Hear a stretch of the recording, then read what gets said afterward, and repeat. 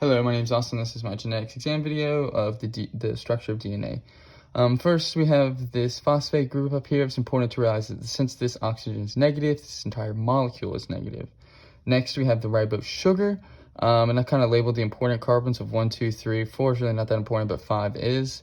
The first carbon is the one that binds to the base. The second carbon here determines if it's a DNA or an RNA based on if you have OH or H. The third carbon will bind to the next phosphate group in the chain, and then the fifth carbon here will bind to the first phosphate group.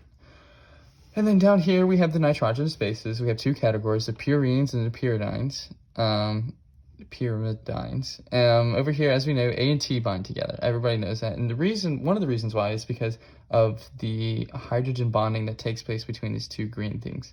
The green marks. And then over here on G and C, they bind together because they have 3 areas of hydrogen bonding. That's kind of why the two pairs line up. It's because of this hydrogen bonding.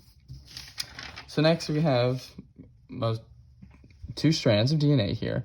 And one thing to point out is that they are anti-parallel because this DNA molecule runs in the 5' to 3' because of the 5th carbon here with the first phosphate group.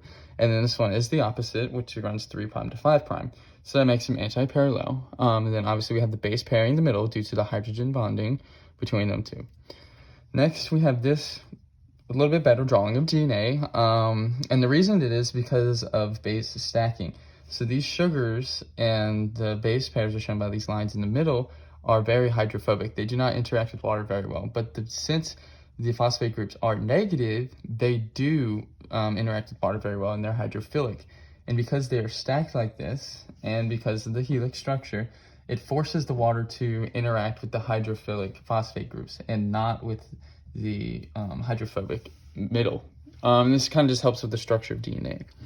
And over here on the right, this is probably the best drawing I have, just because of these grooves. You have minor grooves and then major grooves, which is kind of, you can see the distance here is greater than there, and this makes proteins be able to interact better with the DNA molecule inside of there.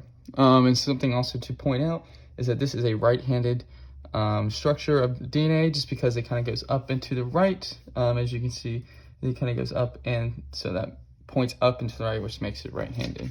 And lastly, the last part was about the melting point in regards to adding salt. So as I said, that these phosphate groups are negative. And if we were to add to salt, they would be all these positive ions floating around.